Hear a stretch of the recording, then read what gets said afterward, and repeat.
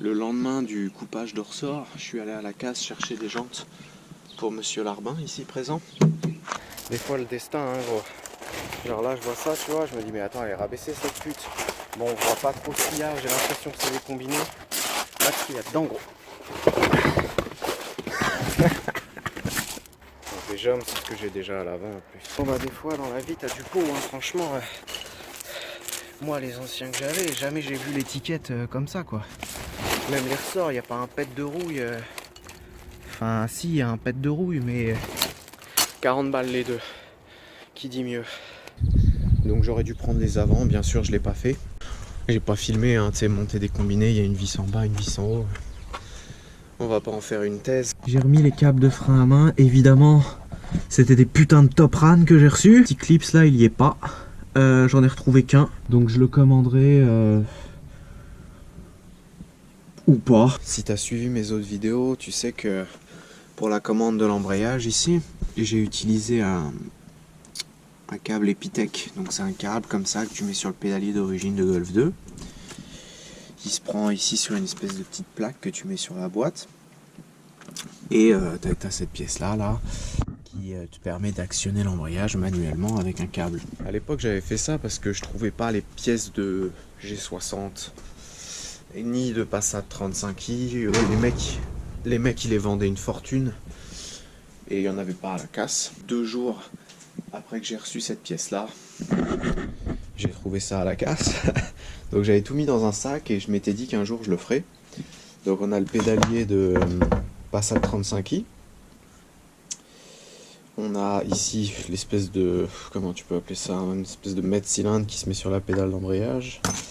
Ça c'est ce qui actionne l'embrayage. Il y a un truc en plus quoi, ici, tu vois. Donc la durite qui est bien pourrie.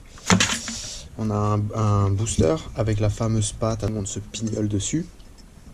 Donc d'après ce que j'ai compris, il faut percer le tablier, etc. pour faire passer ça. Et ici, ouais, c'est le coronavirus, je me fais chier, je l'ai repeint, je sais pas ce qui s'est passé. Ici, on a le mètre cylindre. Donc le mètre cylindre, c'est un 22 et il y a marqué ATE dessus. Plus ça va, plus je regarde tout ça et plus je me dis, tu vois, donc là, t'as un risque de fuite, là, t'as un risque de fuite, ça, c'est vieux, ça, c'est pourri. Ça me fait chier de le monter. Ça, je pense pas que ça joue sur le freinage. Ça, c'est l'assistance. L'assistance, ça détermine pas la puissance de freinage. D'accord? Si t'as déjà conduit genre une Clio toute neuve, tu te rends compte qu'il y a beaucoup d'assistance, mais il n'y a pas tant de frein que ça. Tu vois, genre t'as l'impression que ça freine bien. Mais si tu te mets à fond et que tu freines fort, par contre, le mètre cylindre, ça joue. Ça, c'est sûr. Là-dessus, il y a marqué 22. Il y a marqué 20 ici, là. Donc en gros j'étais chaud pour le faire et puis quand tu vois déjà le bordel que c'est sur cette bagnole, va falloir enlever l'allumeur, va falloir enlever ça, va falloir tout sortir, va falloir ensuite, bon le tableau de bord je vais l'enlever parce que j'ai des couilles à faire dessus que je montrerai après, mais ça fait chier. Donc j'ai pris la décision de ne pas mettre d'embrayage hydraulique et de mettre uniquement si ça passe le petit mètre cylindre de G60 pour dire que j'ai fait quelque chose. Et encore, je suis même en train de me poser la question, est-ce que je le mets vraiment cet enculé? Tac. Ça c'est enlevé. Oups. Ouais, j'ai pris une seringue et... Non, je déconne, je l'ai arraché comme un gros con. Si on aligne les plans de joint, celle-là elle dépasse. Est-ce que je tente quand même ou est-ce qu'il faut que je mette le booster? Est-ce que le booster peut se mettre là-dessus sans mettre la patte, tu vois? Est-ce que c'est les mêmes... Putain, j'en sais rien, quoi. Bon, bah je l'ai mis quand même. Franchement, si tu testes pas, tu peux pas savoir, d'accord? Ouais, c'est pas exactement la même longueur, mais ça se trouve, ça marche quand même. Donc là, je remets le bocal, je remets du liquide. Je vais essayer de purger comme ça. Et si ça marche, si ça c'est un mètre cylindre de G60, que là, il y a des disques en 280, d'accord? C'est des étriers de Golf 3, mais c'est quand même des disques de Golf 2 G60. Et qu'à l'arrière, pareil, c'est des étriers de Golf 3 avec des disques de G60. Bah on a un freinage de G60, hein. Je me ferais un petit peu moins insulter par les gens À moins qu'ils aient vu cette vidéo, quoi. S'ils ont vu comment c'est fait. Bon bah écoute, c'est mis, hein. J'ai nettoyé un peu le bocal. Enfin vite fait, hein, je me suis pas trop fait chier. Le liquide que j'ai utilisé, c'est ça. Parce que bah, j'avais que ça. Le répartiteur, je l'ai redescendu à fond en bas. Donc on peut pas trop faire des essais, donc je vais juste le mettre dans ma rue. Évidemment, il y a putain de tondeuse. Donc mètre cylindre de Passat 35 IJ de 60 où il y a marqué 22 dessus. Tu peux le mettre sur le booster d'origine et ça freine très très fort. Donc quand tu freines un tout petit peu, ça freine fort. Un peu plus fort, ça bloque l'avant. Et si tu appuies vraiment très très fort, tu bloques l'arrière. Ça évitera de faire des tonneaux. Quelle histoire! J'estime que le châssis il est fait. Il faudra encore changer les pneus et faire le para. Ça pour l'instant je peux pas le faire, tout est fermé avec le virus là. Du coup on peut attaquer l'intérieur enfin. Faire un bel intérieur édition One, sus ma grosse bite. Bon bah l'intérieur il est dépouillé, hein. J'en ai profité pour refaire 2-3 trucs. Mon fil du launch control ici, il partait jusqu'à ce fil là, non c'est celui-là la masse, ça. Parce que j'avais fait ça vite fait à l'arrache, tu vois, pour faire donc là, je l'ai pris au cul de la boîte à fusibles. Du coup c'est ce fil là, ici. Du coup là quand tu appuies sur le klaxon, ça met ce fil là à la masse, et là la masse elle passe avec les autres fils ici, et elle ira au... J'ai pris de la longueur en plus, hein. Pareil pour ce fil là, ça c'est la pression d'huile, le signal de la pression d'huile, je l'ai fait passer ici avec la sonde lambda. Ici tu as la sonde de pression d'huile, voilà le petit fil là j'ai mis un connecteur, et il passe ici avec la sonde lambda. Voilà, ça va dans le bordel avec le reste. Ça on s'en fout, mais ça va dans le bordel avec le reste, t'inquiète pas, il y a le cache par dessus, ça se verra pas. En gros les calculateurs K-Data, ils te le donnent avec un boîtier de Golf 3 d'origine, mais si tu veux brancher le câble USB, c'est là quoi. Donc ça c'est ouvert. Donc si tu crois que je vais laisser un calculateur comme ça sous un cache dans la baie moteur, là où la pluie elle peut aller, bah voilà, ça coûte 600 balles. Je préfère découper un petit bout du tablier et le mettre là où il y a normalement le poste. Alors ça je sais pas pourquoi je l'avais découpé, je devais avoir mes raisons à l'époque, mais en tout cas j'en ai un autre, c'est pas très grave. Il y a aussi le siège conducteur que je vais modifier parce que le mécanisme ici il était cassé, on l'avait soudé, donc je vais essayer d'enlever la patte. Donc je sais pas encore si je vais couper ou là je sens une petite goupille avec la main, donc je vais peut-être l'enlever tout simplement. J'ai une moquette qui est immaculée, qui est dans le grenier carrément, tellement j'avais peur qu'elle s'abîme, elle est noire, elle est parfaite. Soufflette, aspiro, soufflette, aspiro, soufflette, aspiro. Je suis obligé de vous parler de la suppression de toit ouvrant. J'ai paumé 90% de ce que j'avais filmé. Je vais regarder ce qui me reste et je ferai un mini montage, mais en gros c'est fait et j'ai plus jamais envie d'en parler. Ah putain. Putain, je suis dans la merde. Putain, mais pourquoi ils font des trous dans des toits?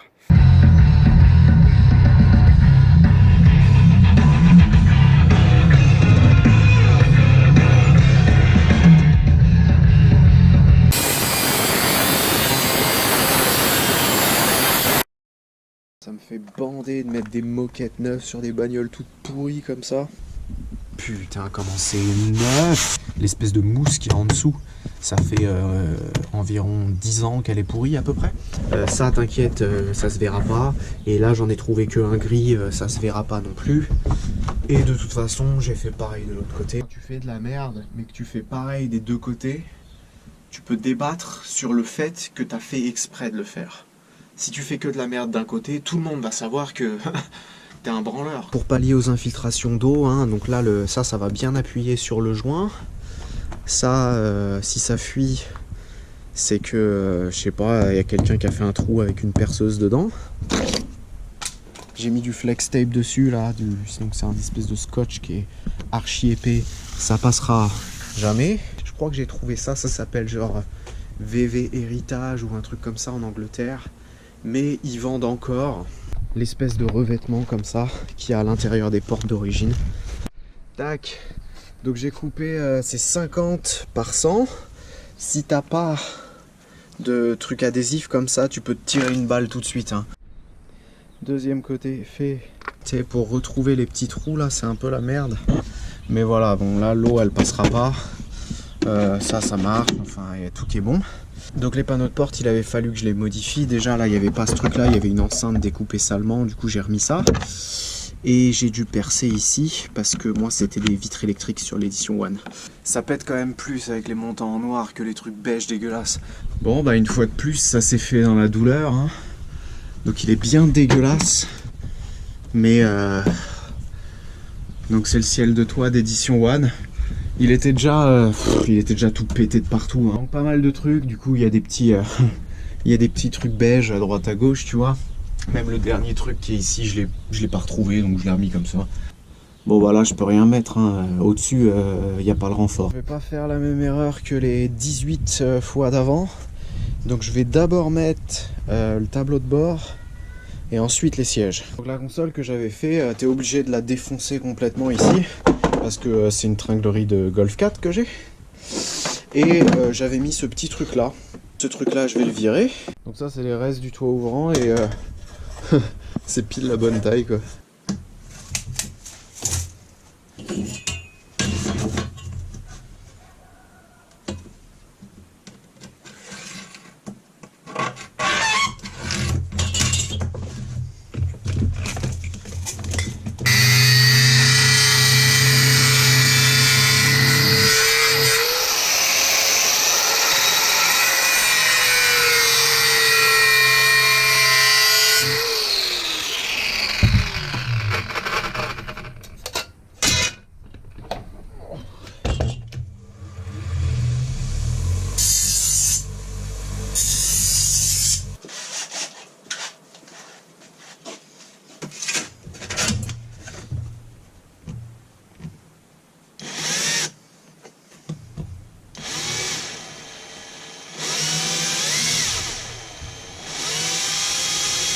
Putain!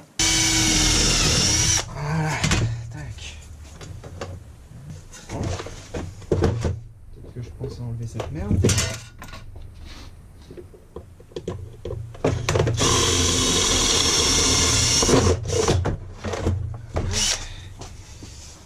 C'était pas si mal fait que ça, hein, mais...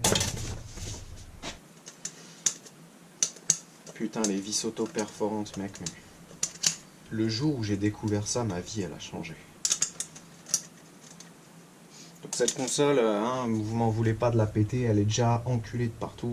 Il n'y avait rien dessus, hein, il n'y avait pas de vitre électrique ou quoi, c'était une qui n'avait pas d'option, donc...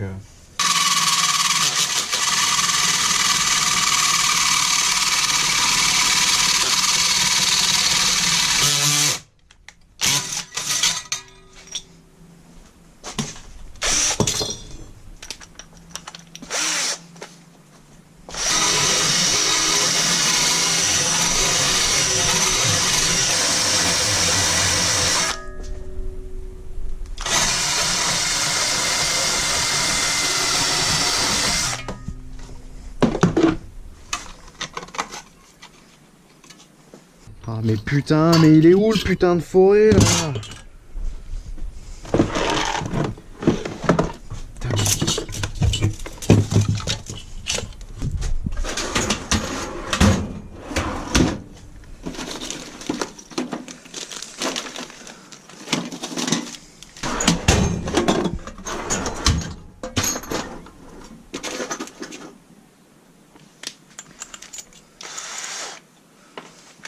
Putain, il est là le fils de pute.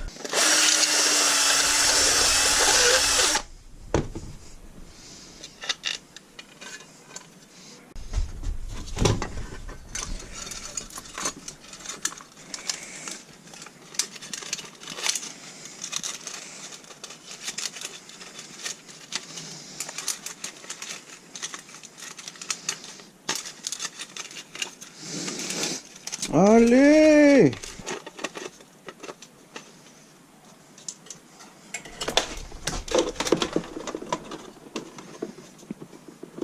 Vas-y, je le mets là.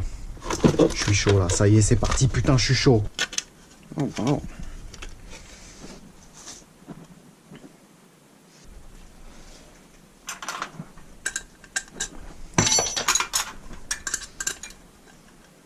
Putain, du 14. Bon, bah d'accord, c'est du 14, bah, qu'est-ce que tu veux. Du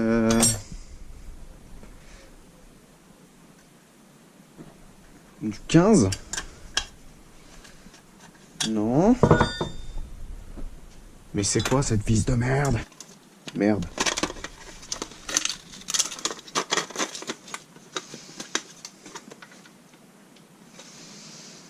Putain.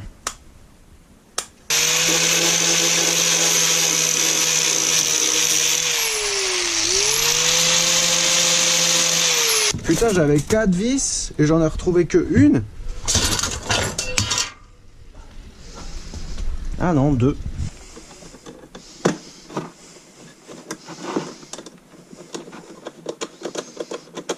Ose me dire que ça pète pas sa race. Bon bah j'avais une bombe d'après mais je la trouve pas. Donc je la trouve pas. Tant pis.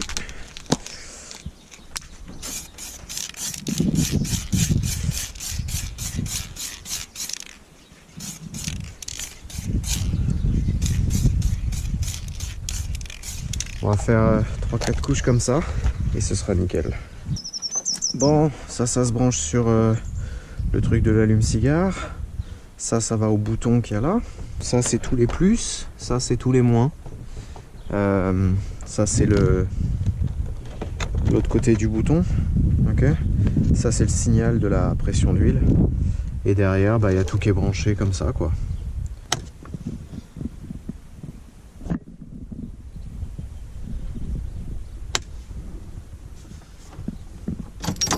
J'ai remis le petit cache là. Ici. Tu peux charger ton téléphone. Ça c'était les fils de la lumière.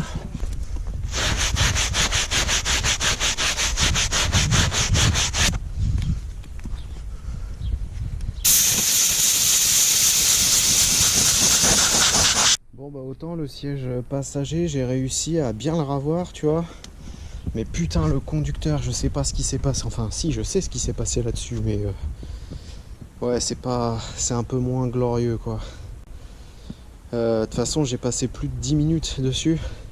Donc là mon quota de patience vis-à-vis de la propreté il est largement dépassé. Je sais pas c'est quoi le pire, si c'est remettre les sièges avec les tampons là qui se barrent tout le temps dans les rails ou mettre le ciel de toit, c'est à débattre. Mets-moi en commentaire si t'étais en enfer, ce serait quoi le pire pour toi? Ce serait mettre des sièges de Golf 2 toute une éternité ou mettre des ciels de toit.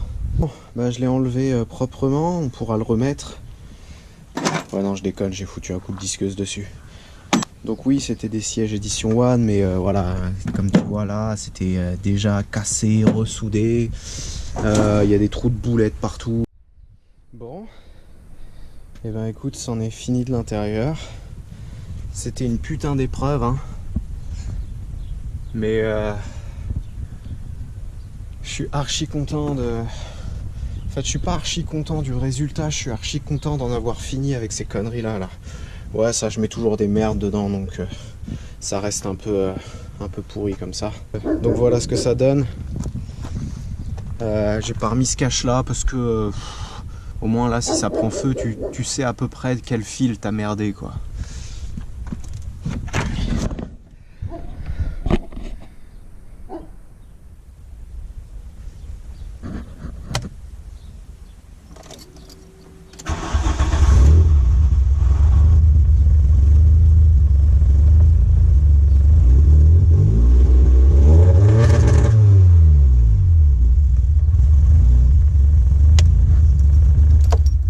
Merci à tous les mecs qui mettent des commentaires, franchement ça fait grave plaisir quand tu vois qu'il y a des gens qui regardent vraiment les trucs en entier et tout et qui se marrent de tes conneries, donc à très bientôt.